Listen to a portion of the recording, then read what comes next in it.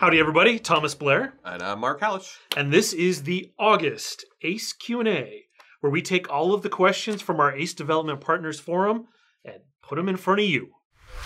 Also, it's 2017. It's 2017 still. We've made so many of these. This is our second card. It's almost full. We're about to go to a third card.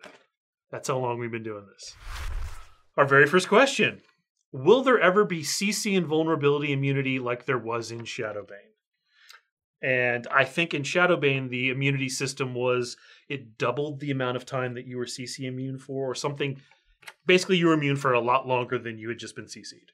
Right. So what we have here in Crowfall is we have basically something CC immunity in that, so you have a resolve score. Every time you get CC'd, that resolve score reduces and reduces the amount of time that you are CC'd by subsequent CC'd. So, for example, if you're knocked down, that knockdown lasts 5 seconds, you get knocked down again, it may only last 2.5 seconds. If you're knocked down multiple times in a very short period of time, you will actually go invulnerable and become immune to crowd control for 8 seconds. I think we even put a shader on you. You go, yeah, you blue? turn like a. Is it blue or gold? I think it was gold. Okay. So, and we actually have 3 types of crowd control, and they're actually on their own different timers, right? Okay. So we have like hard control, so that'd be like a knockdown or a stun, and those are types of controls that remove your ability to move and attack. Okay. Right, and then we have movement crowd control, and that's like roots or snares. Yep. And then we have attack crowd control, and that's basically like the cooldown reduction and suppress, because you can still move around, but you can't attack. And so each of them have their own crowd control timers. So the thing we can look at here is whether those timers are too long or too short.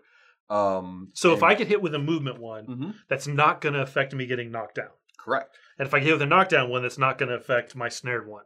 So even though it feels like maybe you've been CC'd twice in a row or 3 times in a row, they may be in different CC groups. Right. Okay. Next question. Naming your characters. Since your account name is equal to your in-game avatar name, what's the name that's above your head all the time, is there a measure of time of inactivity before a name is available? And is there a way to pre-purchase names? So we had to go to Gordon on this one, and Gordon's answers are very succinct. And he says, no and no. Next question. Given that Crowfall is really small from an MMO standpoint, why restrict the game's content further by forcing players to choose between combat, crafting, and exploration in their general training? Well, there's a couple of...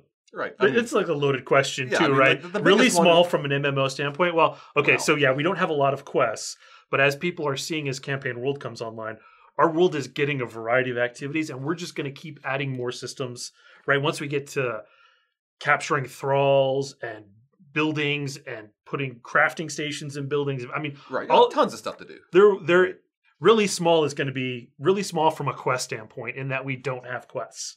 Right.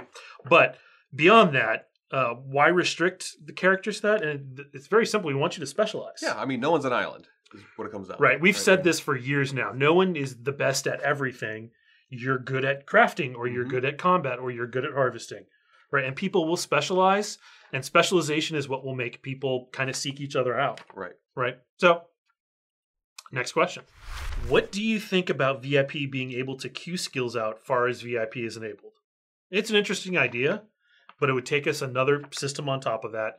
And as the skill trees get better, and you're putting a ton of work in these things, we kind of want you to go there and look at them and play with them. Right now, it's kind of been challenging, and people don't think about it as much. But once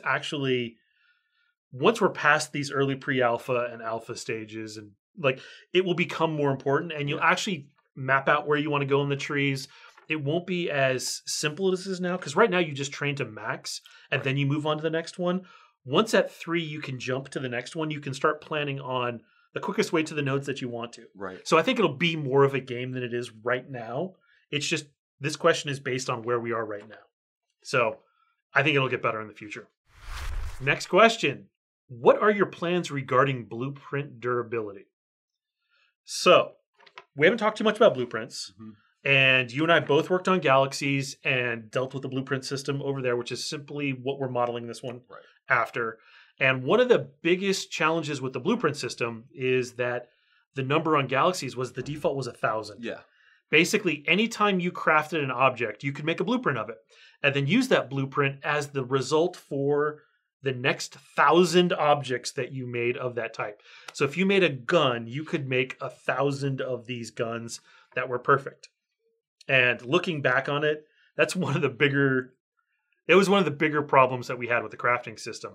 So then we had to react to that and start making things that used 4 to 8 factory identical components. Right. So we could chew that number down from 1,000 to, well, if it only required 8 factory identical things, then you could just simply divide by 8, and that's how many mechs that you could make. So we're going to make ours custom and probably start in the double digits max, because we really don't want people making 1,000 of an item. Basically, one person can field an entire, multiple campaigns worth of stuff, probably. Yes. So we'll make a reasonable amount there. But that was, looking back, that was one of the bigger challenges we had in the years, because we couldn't change it. Yeah. Right? Once it was in there, it was just... It's grandfathered in. It was grandfathered in. We couldn't go back and change it. So we will not be making that mistake. We'll make lots of other mistakes, but not that specific one. New exciting mistakes. Okay. Next question. On several occasions, we have been asked not to share, stream, or record gameplay for the public. In this case, having 2 standards is confusing. Content in the forums you do not want to see shared would be okay to share content from the game. So basically, this points to when we first drop a new milestone, we let in our pre-alpha 1s and our pre-alpha 2, and we ask them as a courtesy, please, we know stuff is going to be broken to hell. Like, we absolutely know that, because it's the first time you guys are seeing it. It's coming out of develop. We've been in the weeds kind of working, so we miss a lot of stuff. And just once something's on the internet, it's out there forever. Like this video will be out there forever. And we just ask people to kind of wait a couple weeks, right? It's just that those early first 2 builds are usually the roughest. Yeah. And at least let us hit it with a big grade of sandpaper before you permanently make us look bad. So somebody pointed out something from Albion Online. Certain elemental attuned mobs also drop resources. Treants are lumber nodes that can be harvested, earth elementals, crystal elementals, drop ore nodes that can be harvested. It breaks up the tediousness of hitting on immobile resources all day and provides an alternative for people who perhaps aren't as enthusiastic about spending a ridiculous amount of time beating up on rocks all day. Yeah. That's not a terrible idea. They did a good job. Yes, they did. And we have something similar with our harvesting of leather, right? It comes only from animals. We can most certainly look at putting in animals that also drop other things. Right. And I mean, we also have, this is going to be one of the sources, for example, of discipline components, right? You're going to need to hunt basically NPCs to gather those things. So. Yeah, right now it's kind of misleading, because all you need is a piece of copper to make any discipline you want to. That will not be the case in the future. And I mean, they'll just be hunting specific NPCs because, pick a good one. Boars drop a specific minor discipline, and that is the only place that minor discipline comes from. And that will probably be the extra passive slot one, which is really good. Or maybe it won't. But the point is, you will hunt specific NPCs for specific types of discipline. Next question. It's been a while since we heard about this. At last mention, it was still in the pipeline. Is there going to be player-to-player resurrection? I'm going to go with probably not. I don't know. Maybe. I mean, we haven't played with that yet. Yeah. Right? I mean, there are implications to it, right? I mean, like what happens to your vessel? Are you bring the vessel back? Are you, do we need it right now? Right. Probably not. Probably right? not. But as we start to wind down on huge, giant changes to the combat system, we could add it as a power type if we really think that we need it. Yeah, that will be, as we get more and more people in, we'll see if we really need this thing. Like, hey, this would really help out. Because with this help campaigns, right? And as the maps get bigger and bigger, is it too far of a run to get from the nearby dragon statue? We'll see. Okay, clerics.